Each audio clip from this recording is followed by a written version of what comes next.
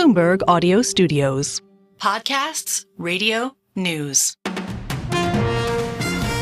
This is Bloomberg Daybreak Weekend, our global look at the top stories in the coming week from our Daybreak anchors all around the world. And straight ahead on the program, a look ahead to the latest U.S. retail sales and housing starts data, what they tell us about the health of the consumer and the U.S. economy. I'm Tom Busby in New York. I'm Caroline Hepker in London, where we're asking how the UK's politics could cross over with monetary policy. I'm Brian Curtis in Hong Kong. We look ahead to a slew of data in China to see if some nascent signs of growth can be extended.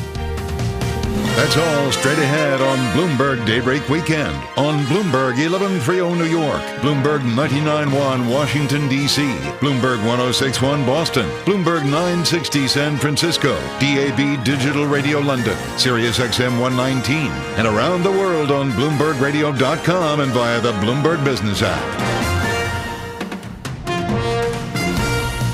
Good day to you. I'm Tom Busby. We begin today's program with some key economic data here in the U.S. On Tuesday, we get U.S. retail sales for the month of May at 8:30 a.m. Wall Street time. And for more on what this will tell us about the health of the consumer, we're joined by Estelle O, U.S. economist with Bloomberg Economics. So, Estelle, what do you expect to see in the May retail sales number? The question is, are consumers still spending? Yeah, so Tom, we're expecting a tepid rebound in consumer spending next week, where we're expecting a 0.2% increase in the headline retail sales figure and also 0.2% in the more important control group figure. And this is a very modest rebound from last month's almost flat headline figures and also a negative 0.3% decline in the control group. Basically, this is just last month, we saw a good amount of pullback in discretionary spending from consumers as they feel more squeezed from higher interest rates. This month, we're expecting a little bit more of a rebound, but we're still expecting quite weak consumption, basically because we're no longer seeing consumers dipping into their savings for their purchases, and we're also no longer seeing them borrowing as much in order to finance their purchases either. So overall, we're expecting a modest rebound, but still weak spending. But people are still buying. And so my question is, what are they buying? I mean, they have to eat. So they're obviously have to buy groceries. They dine out. But maybe are people going to lower price point restaurants? Are they going to discount stores instead of, the big supermarket? How have the high prices changed things for people?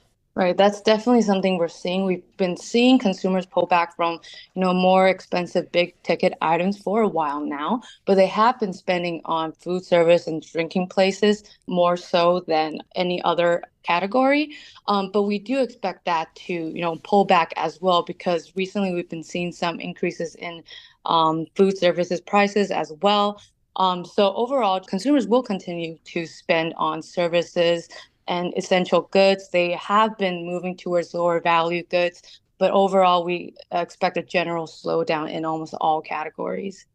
So my next question is, what are people not buying? I mean, I know gasoline is down. There's been lower demand. How about automobiles? A big expense for a lot of people, both new and used cars.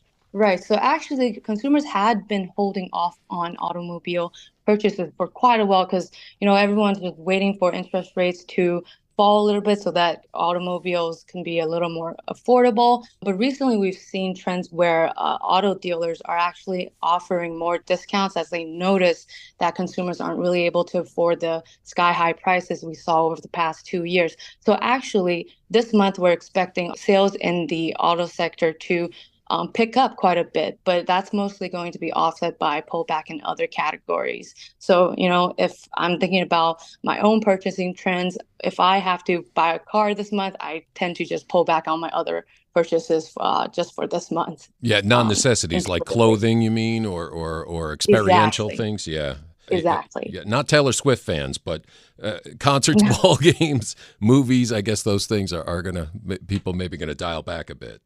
Now, you mentioned in April, we got kind of a nasty surprise. Retail sales flat that month, but core consumer prices in April and May did decelerate a little bit. May's year-over-year price index up just 3.4%. What kind of boost do you think that if there are signs inflation is moderating, what will it kind of boost will it give consumers? Right. So I think the slower CPI data we saw in May is directly a reflection of retailers slashing prices in order to entice consumers to spend more because, like I said, they're noticing consumers being squeezed. So in order to bring that demand back up, there a lot of retailers are slashing prices, and that should be supportive for consumers and help them get through this rough patch that we're anticipating. Oh, so sales are good. Now, if employment remains solid, we continue to see inflation moderate like we saw in April and May. Do you think that sets the stage for the Fed to begin cutting interest rates as early as September? And with that, how do you expect to see retail sales the rest of the summer? I mean, we're just getting into it now. It's the middle of June. What does it look like for the rest of the summer to you? Essentially, big picture is that the tailwinds we've been seeing from consumers dipping into their savings should fade as we go through the summer. In terms of rate cuts, as long as inflation continues to trend lower, we do think that the Fed will cut rates in September, and that will obviously alleviate some of the financing pressures consumers have been feeling. Well, a lot to look forward to then. Retail sales data for the month of May out on Tuesday, and our thanks to Estelle O, U.S. economist with Bloomberg Economics. We turn now to housing, where home buying has been hampered by record-high home prices, mortgage rates at or above 7%, and a limited supply of homes on the market. With so few existing homes for sale, a lot of would-be buyers have resorted to buying new homes with mixed results. And this Thursday, we get existing home sales for May and housing starts for that same month. And for more on what to expect, we're joined by Drew Redding, Bloomberg Intelligence U.S. home building analyst. Well, Drew, let's start with housing starts for May. How are the home builders faring? What's the market right now for those newly constructed homes? Sure. So as you would expect, housing starts data continues to be volatile month to month, which is partly reflective of the demand environment. You know, the strategy for many builders out there has been to match supply measured by starts with demand. So you've kind of seen that ebb and flow with interest rates. And I think some of the weakness that we've seen more recently is probably due to some of the smaller builders who are getting more cautious. That being said, the big builders continue to increase production. The other thing that you have to consider is, you know, when you look at that headline number, it continues to be impacted by weakness in the multifamily sector where starts are falling as completions continue to build. So year-to-date starts are still 26% higher. Of course, the comps get a little bit more difficult, but broadly speaking, we think that the trajectory for single-family housing is still higher. And is the boom still going on in the Sun Belt states more than anywhere else, or is this a nationwide building boom? That's a great question. I mean, the performance within the new home market has been pretty solid across much of the U.S., but as you look around the country over the last year and a half, you have seen markets kind of cycle in and out of favor. For example, when rates really started to rip higher back in the second half of 22, some of the higher cost markets in the West, like California, Washington, Arizona, Colorado, were very hard hit, and we're starting to see them rebound more solidly. On the other hand, you have some of the markets leaders, and, you know, Florida comes to mind, and we're starting to see, you know, some signs of yellow lights flashing, if you will, with rising inventories and slowing sales. So we are seeing markets kind of go in and out of vogue here. And some of those hardest hit markets, as I mentioned, are the ones that are doing the best. And then there tends to be a little bit more stability in those in the Midwest and Northeast, which are comparatively smaller from a new home construction perspective. Now, you mentioned some of these smaller builders. We know the big ones, the Lennars and the D.R. Hortons. What's the challenge for them? Is it the high land prices, the high cost of labor? Is it finding enough skilled workers? What are the big challenges? It's all of the above. You hit the nail on the head. You know, the private home builders, and to just take a step back, you have to remember that home building has historically been a very fragmented market. Now you have the large public builders who are about 50% of the market. So there has been a share shift that's been going on over the last couple of years. One of the main issues, in addition to the things you cited for the private builders, is really their access to capital. You know, they typically work with local or regional banks in order to access growth capital, whether that's for purchasing land or developing developing that land or construction the home. And when you have a more uncertain economy, as you would expect, there's been somewhat of a pullback in lending, which has inhibited their ability to grow. So it's kind of a scenario where you have the haves with the large, well-capitalized, publicly traded home builders who have access to land, labor, and then you have the have-nots, which is the smaller private peers who are struggling to get that growth capital. We think that this dynamic is going to continue to play out, and we think that you'll continue to see more M&A activity in the space as a result of that. M&A has been pretty strong in 2024, so we would think that some of those smaller private companies will continue to, look to sell as a way to get out in a more challenging market, and we think that the large publics will scoop some of those guys up. Wow, yeah, the rich get richer, the big get bigger. Let's switch now to existing home sales. Elevated prices, interest rates have really hurt the market, but what are you looking for in those numbers for May? So in the near term, we think that the existing home market is going to continue to be challenged by higher rates.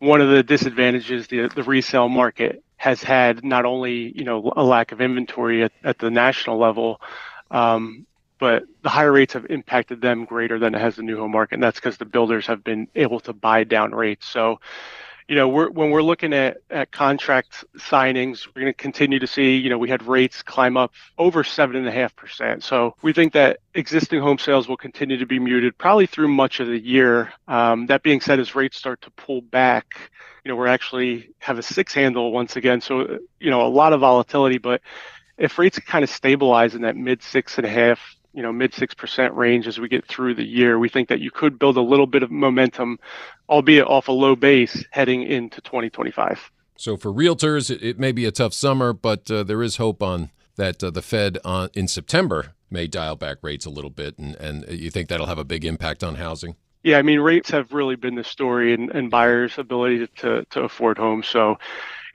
our kind of outlook suggests that we could get to that mid 6% range by the end of the year if we see some stability, which is what I think a lot of buyers need in this market, kind of certainty that, when they're going to look for a home, they know what kind of rate they're looking at. The other thing to consider is the fact that we've been at this elevated rate level for a couple of years now. So I think at some point, buyers have just become increasingly accustomed to a higher rate. So I think over time that starts to help. And what it also does is it starts to gradually loosen the grip of the mortgage rate lock-in effect, which has been widely documented, where since you're starting to have transactions at these higher rates, that starts to loosen a bit, which should free up the market gradually into next year. Oh, boy. Well, existing home sales, housing starts for the month of May, both out on Thursday. Our thanks to Drew Redding, Bloomberg Intelligence U.S. home building analyst. And coming up on Bloomberg Daybreak Weekend, a look at how politics in the UK could impact that country's monetary policy. I'm Tom Busby, and this is Bloomberg.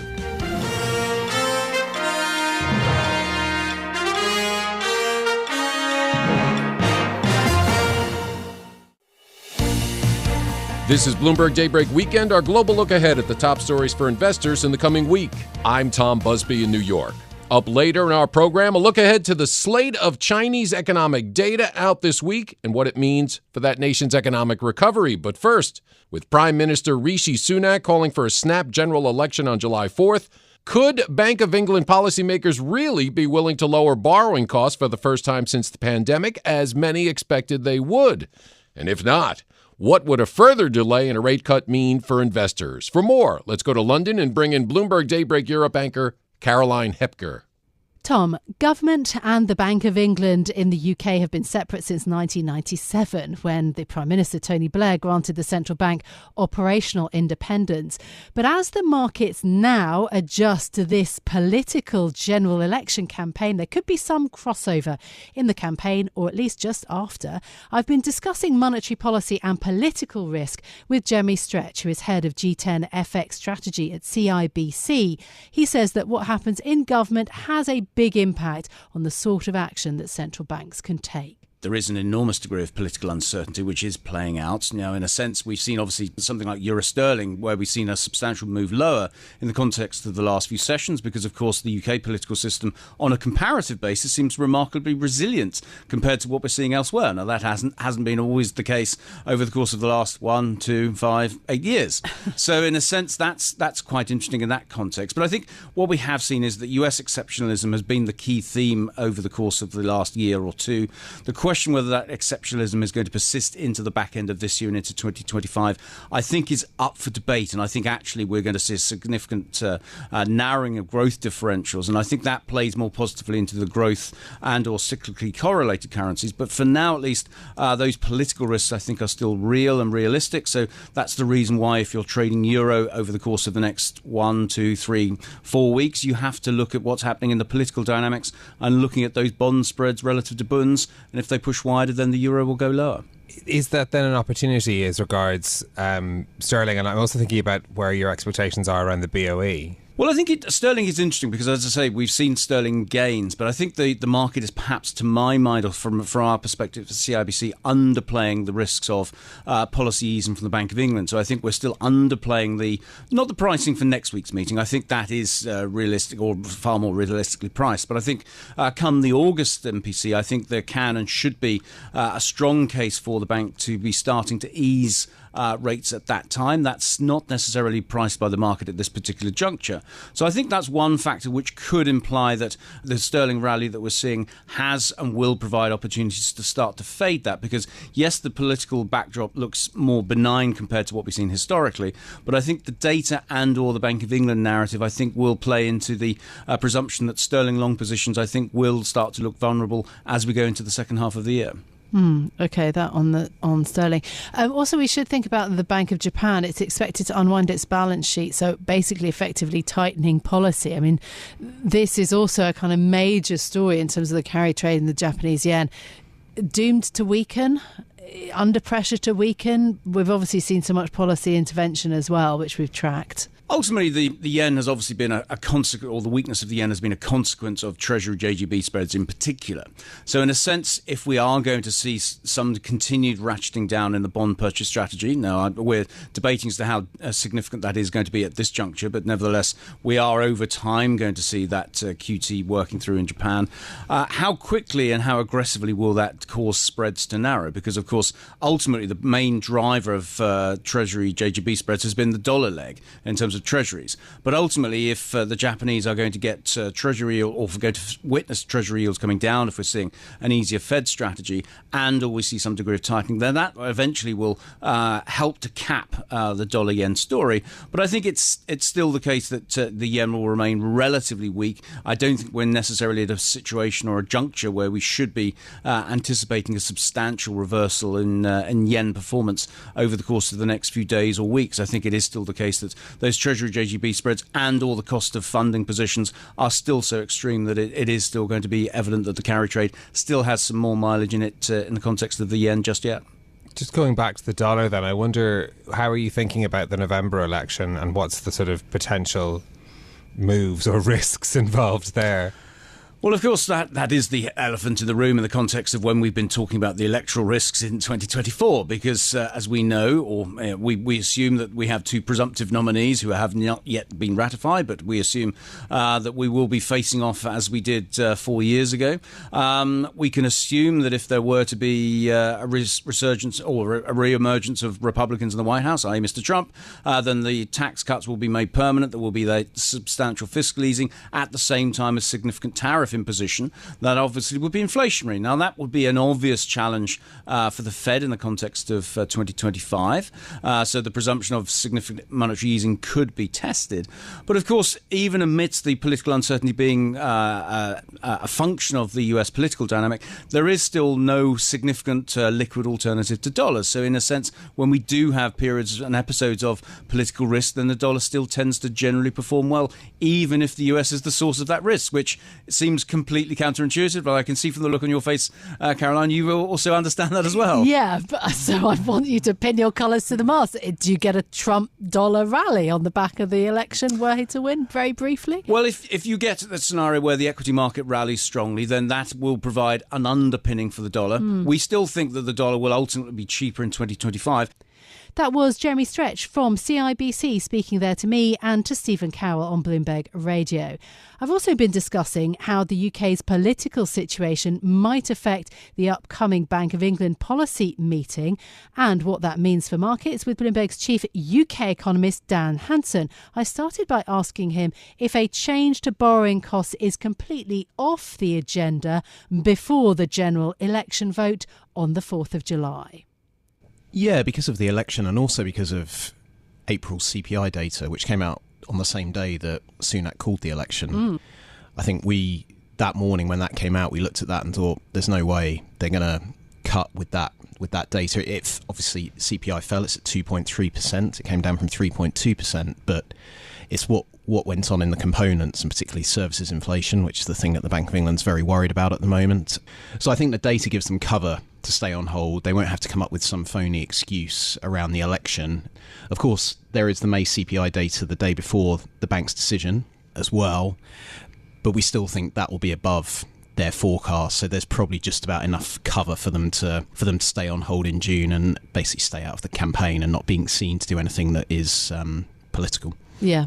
So then if they do that and perhaps delay a rate cut or push off a rate cut, what then is the timeline? Yeah, so I think the May CPI data, which I say comes the day before the decision, it's important for what comes next. And there'll be one more CPI print and also labour market print before the August decision. Our view is that those prints will probably give them the confidence they need to cut in August. I think what's interesting about the inflation dynamic in the UK is going into the end of the year, we're likely to see inflation rise back up it's basically to do with energy prices, base effects.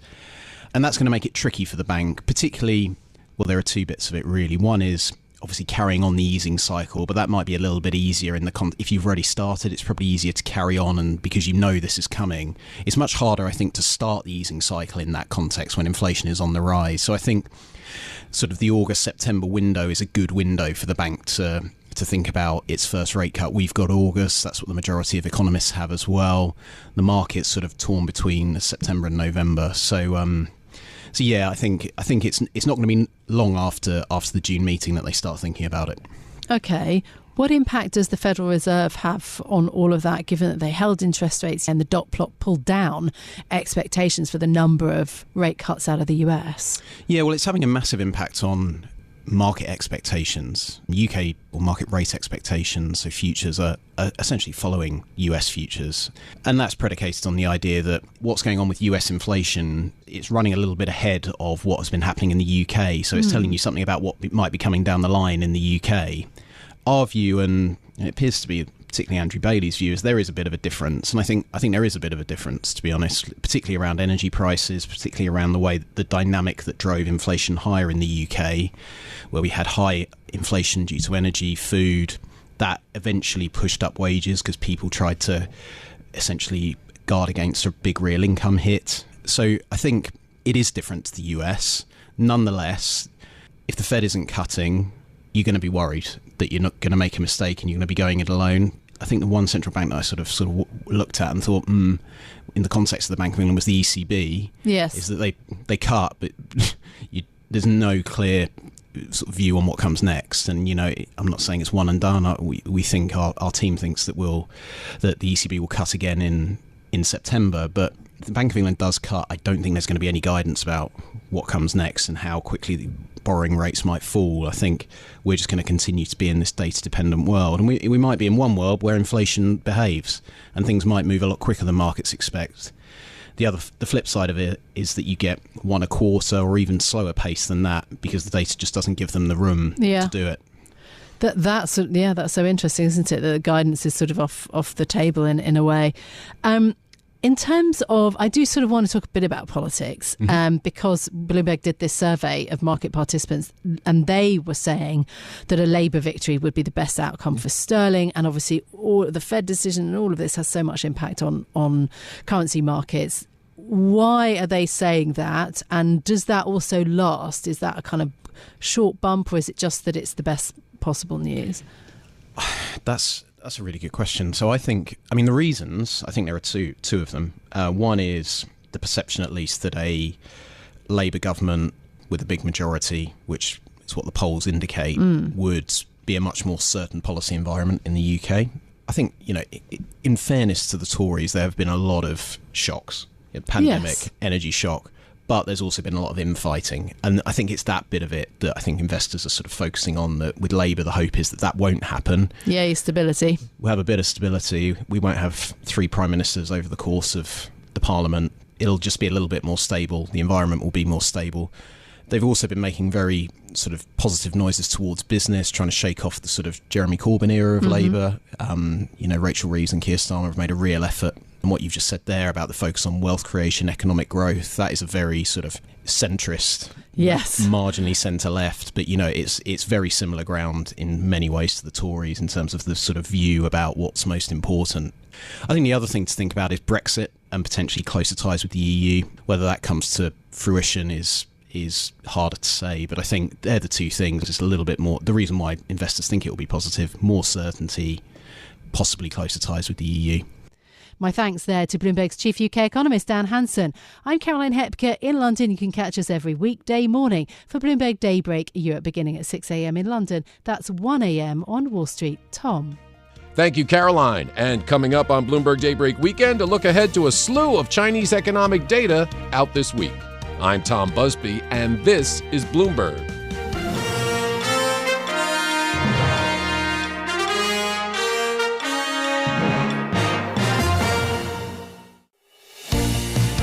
I'm Tom Busby in New York with your global look ahead at the top stories for investors in the coming week. This week, investors get a slew of economic data out of China about retail sales, home prices, employment levels, and more. Let's get to Bloomberg Daybreak Asia co-host Brian Curtis and find out whether the data would indicate signs of economic recovery. Tom, we wanted to dig a little deeper here into China's recovery. The economy appears to have picked up a little in the latter part of May and feeding into this month. Bloomberg Economics says its high-frequency index has captured some signs that recent measures on housing have kindled new demand. Our economists say it's too early to say whether the uptick is sustainable, though, and what the knock-on effects might be. In the coming week, we'll get home prices, retail sales, industrial production, and fixed asset investment. Joining us now for a preview is News Desk editor Jill Desis. Jill, thanks very much for being with us. So any sign of a domestic rebound would be encouraging, but we have had a lot of false dawns in the past. How sustainable might this pickup be? Yes, that's right, Brian. I think what you're most likely to see out of this latest economic data is still a bit of a mixed picture. The latest surveys show us that retail sales are expected to pick up at least slightly. Industrial production, though, might slow if you compare it to April. And then most economists are still saying that the property sector, despite these recent measures intended to help it, it's still going to take quite a while for that to feed into the economy. Investment, certainly in the sector, is still expected to have plunged year on year when you're looking at that cumulative 5-month total for 2024. So ultimately, just a bit of a mixed bag. We'll see, though, if there's any additional green shoots. We have seen recently some upticks in exports, for example, although I would caution you, Brian, that there's a lot of concerns about what that looks like going forward, particularly when you've got a lot of Western governments, the U.S., the EU, that have looked at further restrictions and tariffs on Chinese goods. I wanted to talk a little bit about housing, though, because that seems to be right at the center of spending from consumers in China. Home sales look like they have benefited a little bit. A couple of things there. The government's decision to cut requirements on down payments and also to buy unsold homes. Do you think that might be sustainable? Yes, Brian, I think it's actually that latest plan that you mentioned, that unsold home buying plan, that probably has the most chance of success in terms of maybe making a meaningful turnaround for the property sector here. So just to recap, it's a pretty powerful tool here, making about 300 billion yuan, or that's somewhere roughly about 41 billion US dollars worth of cheap credit available for banks to fund local government purchases of unsold homes. So essentially, the goal here is that they want to chip away at the excess housing stock that we've seen in China. They want to ease some of those cash flow strains for developers. And what I'd also point out here, Brian, is that this is a pilot program that has been run in, I think, 8 cities, give or take, over the last year or so. So they've already sort of launched this pilot program. Now they're trying to build this out nationwide. And that's ultimately what could potentially help the housing sector here, the property sector, sort of spur, just, again, getting rid of this excess glut of these unsold homes. I think, though, the spending plan for that might be a bit tricky. We'll have to see how the People's Bank of China, the central bank, ultimately, kind of helps try to, fund this program, kind of give it some more legs. And again, it just might take some time for that to fully transmit into the economy. I will just point out that while we have seen an uptick in some areas, we've also seen new home sales continue to fall in most of China's tier 1 cities, Guangzhou, for example. So, I mean, really, it might just take some time for that to really, really take root. I mean, again, I just have to stress that this is a property sector problem that's been going on for years at this point, Brian. Yeah, it certainly takes time, but we did see some early indicators like the sales of home appliances jump almost 150%. Those are some of the knock-on effects that, might come along with a little bit of recovery in housing. Yes, and I am sort of more optimistic about, maybe this, recovery in demand, at least from a consumption point of view. Again, when you're looking at these statistics for this upcoming data release, economists do actually think that,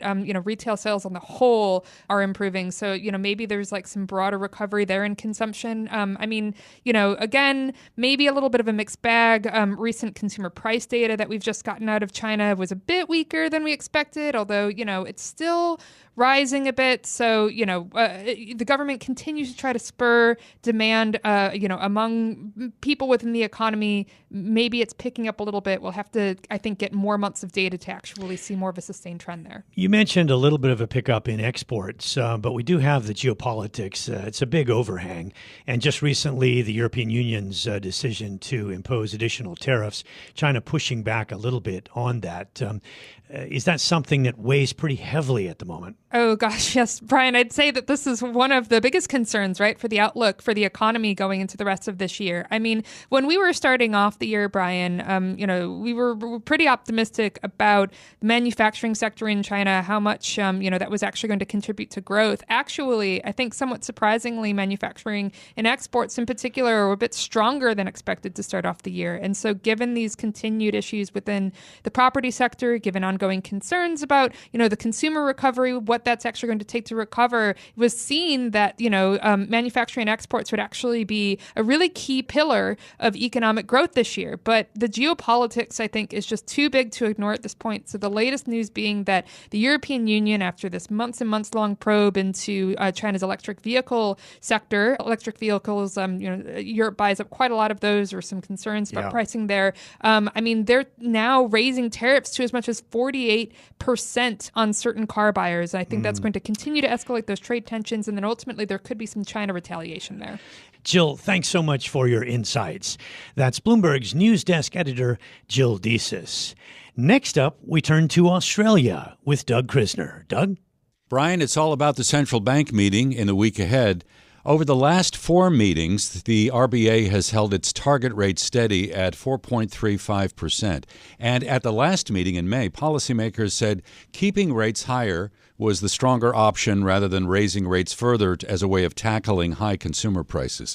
Let's preview the RBA meeting now with our own Paul Allen, Bloomberg TV Australia correspondent, who joins us from Sydney. Paul, thanks for being with us. I think we need to begin with an assessment of the overall Australian economy. How well is it performing right now under the weight of these higher interest rates? Well, we have a sense that the economy here is kind of firing on 3 cylinders at the moment. I mean, everything's trucking along. We're all still here. We're not in recession. But then at the same time, we're battling many of the same factors that other developed economies are. Key among them, inflation. Maybe we can come back to that in a minute. But growth is a severe problem as well. The last quarter, we had a growth rate, I believe it was 0.1%. I mean, that is tepid. That was the first quarter of to March. So it gives us an annualized number of 1.1%. Now, we haven't seen growth that slow in Australia since the early 1990s, if you take the pandemic out of the equation. So growth is not terrific. And at the same time, as I mentioned, we've got inflation here, just like you do, Tuck, like many developed economies around the world. Well, let's talk about that. My reading indicates that the inflation reading for the month of April in Australia showed an unexpected increase. Do we know what was driving that primarily? Yes, it did, and that has potentially thrown a spanner into the works for this June meeting, but driven mainly by, if you start digging into the data, some of the numbers are pretty ugly. Housing, for example, that came down, but it's still at 4.9%. The big one here is in services, particularly insurance, financial services, inflation. That's running at 8.1%. So if you take out some of these big factors, though, like housing, insurance, financial services, suddenly the inflation rate, the CPI, is getting back towards target. It's hovering within that RBA target band of 2 to 3%. So those are the big drivers. So it's a really mixed, muddy picture, which is making the debate more complex than just the binary, well, do we cut, do we hike? Right. Well, let's talk a little bit more about the real estate market because from what I understand, Australia as a country is very, very sensitive to changes in interest rates where housing is concerned. How well is real estate holding up? I mean, and maybe we can talk a little bit about the rental market as well. Yeah, definitely. Well, as we've talked about before, housing, real estate in Australia, it's practically a national sport. This is what people talk about around the barbecue. You know, it dominates every conversation that you have. It's a country of real estate investors, but that has a downside as well. There's a real shortage of supply. That is one of a whole smorgasbord of factors that's keeping not just house prices here elevated, but, as you say, rents. Now, I had an interesting experience last month. I managed to get out to Perth. I don't get to do that very often. It's West Coast, right? That's right. It's basically LA to your New York. You know, it's the other side of the country. It's a very, very big resources area. This is where all of Australia's iron ore comes from. A lot of the gas reserves are out there as well. So when commodities do well, Perth does well, and in some respects, it's a victim of its own success. It's had 78,000 new arrivals internationally and interstate since September 2023. This is new data that we just got from the ABS, the Bureau of Statistics, a few days ago. And that's put tremendous pressure on the housing market, particularly for rentals. Now, the vacancy rate in Perth, the worst in Australia, and one of the worst cities in the developed world to find a house. For every 1,000 homes, just 4 are vacant. So you can imagine what that has done to the price of rent. Median rent in Perth, 712 Aussie dollars a month. That's 474 US.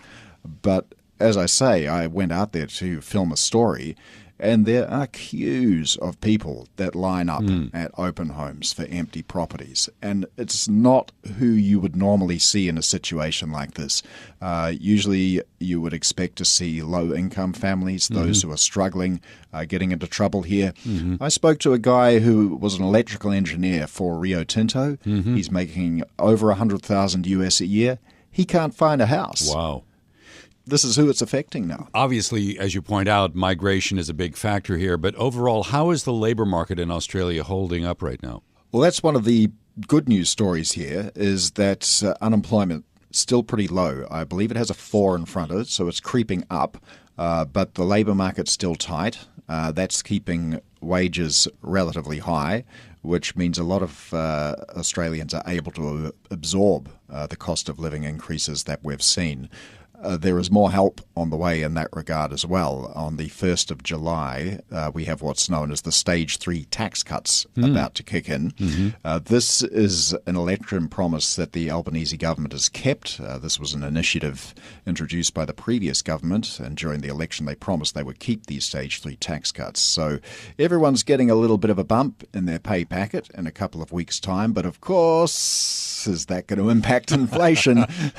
And back we are to square one. Okay, Paul, always a pleasure to chat with you. Thanks for helping us preview the RBA meeting in the week ahead. He is Paul Allen, Bloomberg TV Australia correspondent. I'm Doug Krisner. You can join Brian Curtis and myself weekdays here for Bloomberg Daybreak Asia beginning at 8 a.m. in Hong Kong, 8 p.m. on Wall Street. Tom? Thank you, Doug, and thank you, Brian. And that does it for this edition of Bloomberg Daybreak Weekend. Join us again Monday morning at 5 a.m. Wall Street time for the latest on markets overseas and the news you need to start your day. I'm Tom Busby. Stay with us. Top stories and global business headlines are coming up right now.